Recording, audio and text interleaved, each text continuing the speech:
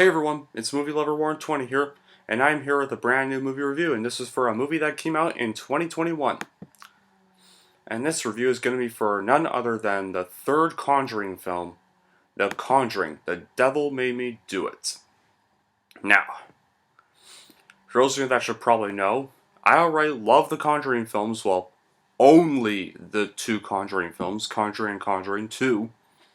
I consider them some of my two favorite horror films of the 2010s, and especially among some of my favorite films from James Wan. Now, the first one, I would give the first one an 8.5 out of 10. The second one, I've actually liked even better than the first one, and I give that one a 9 out of 10. Now, when it comes to the spin-offs, I don't really like most of them. I mean, Annabelle Creation was actually pretty good, solid, but not really Conjuring levels of great.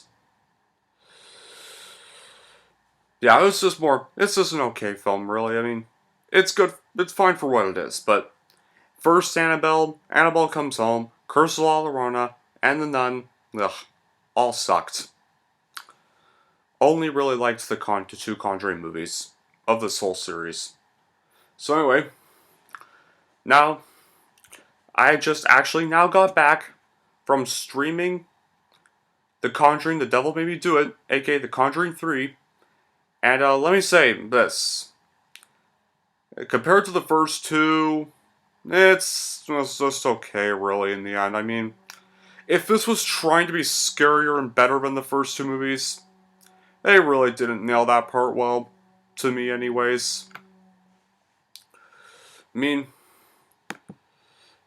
it's just fine for what this film is, but it's not really like first two great, per se. But I've already said that.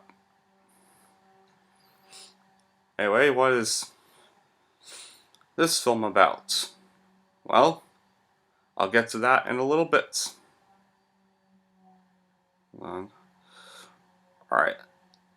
In this one,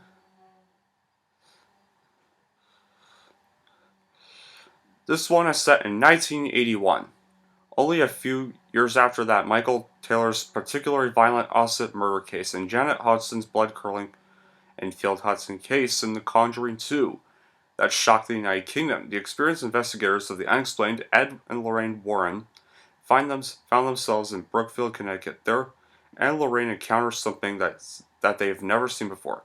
After the challenging exorcism of 8-year-old David Glatzel, Arn Johnson, a young friend of the Glatzels, begins exhilarating increased strange behavior. Now more and more, the suffocating stranglehold of evil tightens around everyone involved, leading to murder and Johnson's incarceration. But according to RNA, evil forces were at work. Did the devil indeed make him do it? That's pretty much the plot of the film. Now let's start off what I liked. The direction in this installment is a nice change of pace, with the Warrens looking to save a man on death row after supposedly killing an individual while possessed by a demon. The plot does really shake things up a bit from the previous two films, with the likes of satanic cults and more of a detective-style approach. And although I kind of wish we saw more of a focus on the court side of the case and the reaction of the defendant's plea, it would have been a really refreshing direction for this film, but what we still get isn't bad. The Warrens are still great in this film, with both Patrick Wilson and Vera Farmiga having real chemistry on screen, still being one of the most lovable protagonists in horror movie for a long time. I don't think I could see any two other actors playing these two characters. The actors are even all very good as usual, and the duo of Vera Farmiga and Patrick Wilson as the Warrens are phenomenally bursting with emotion as always. They carry this film completely. The effects are decently executed, and the CGI looks near flawless. Some of the scares are a mixed bag of ambition, and some are tremendously cliche. But they all do their jobs for the horror aspect. The ominous settings are fantastic and add rich environment to the frights to flourish. Although, with all that really said, this horror film does fail in one department, and that is in its cliche jump scares. Which is such a shame because the previous two installments had some unique moments of terror in them. This film, most of the scary moments are easily telegraphed to an obvious jump scare that you can see a mile away, or more unique set pieces unfortunately spoiled by the trailers. As I said, this film does have the same power and unique feel as Wands 2, but it's a nice continuation. I mean, doesn't have the same power and unique feel as Wan's second movie, which is still my favorite in the series, but it's still a nice continuation of the franchise with an intriguing story that does delve into the crime drama genre, along with giving us the scares we come to know.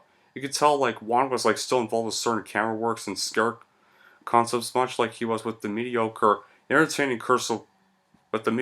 bad Curse of La Llorona, which this director Michael Chev's debuted on. Yeah, it's kind of worried me a lot because since this wasn't directed by James Wan, it was not gonna be anyways, and it was gonna be directed by the Curse of La Llorona dude. I was really kind of skeptical on this one even being better or even being really good, but surprisingly, it's still surprisingly a lot better than I thought it would be. The scaries don't work as well in the first two films, and the new characters aren't as triggering as the first two films or an Annabelle creation, so even if we have very strong horror moments, we don't feel the same tension as we felt in the previous two films. The Warrens do once again, like I've said, a fantastic job, and I love some references to The Shining or A Nightmare on Elm Street in this movie. Now, like I've said personally, I still think the second is the best Conjuring by a large margin. Plus, I mean, it does everything better than the first one. It's scarier, frenetic, fantastic direction, editing, atmosphere, and set in London. First one is also pretty good, but isn't really that scary, really, but it's really well executed with a very strong plot. This one is the weakest, but still kind of interesting to see the couple in a different type of story, and it's a pretty solid horror film. It's still got some good pace, a decent story. Helped as always by the continuous link to it based on true story. Always ask these films. Like, I think it could benefit from additional horror, like no more than 1.5 hours in film. And honestly, compared to all the other Conjuring movies, which are usually over 2 hours, this one's kind of only about 112 minutes, so it's kind of the shortest one, really. Which I guess was nice, because sometimes overly long horror films, like It Chapter 2, can get really irritating when they drag on their runtime. So I'm glad they didn't make this over 2 hours for once, and made it a little bit shorter. So, well, with all that said, still a decent sequel, but unfortunately not the terrifying sequel I had hoped it would be. Well then again, you're the third installment in a series. If you're the third installments are never going to be the best. With some rare exceptions, though. But anyway,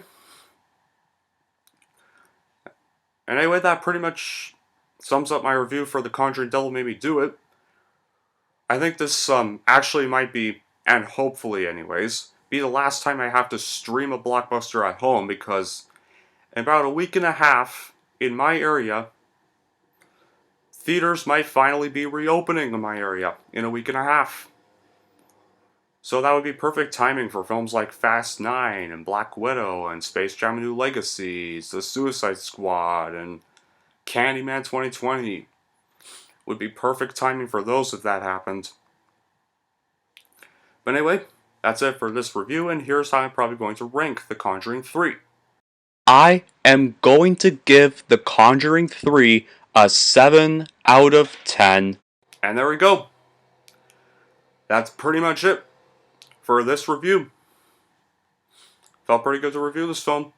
Sorry this was a bit of a day late, guys, but last night I kind of decided to go to this mall I was kind of avoiding because of all the COVID numbers were being a little high in my area, and where this mall was located, but it was a pretty big mall. It has some of the best shops ever, and so, especially I was waiting about 4 weeks after my vaccination. So, yeah, now that those weeks had passed and it was a little bit safer in that area where that mall was, I went there. Decided to delay my viewing of this movie a day late. So yeah, that's why this review is a little bit a day late. But anyway, that'll be our first review. Thank you all for watching. And if you'd like to want to see more, and don't forget to like and subscribe to Movie Lover 120.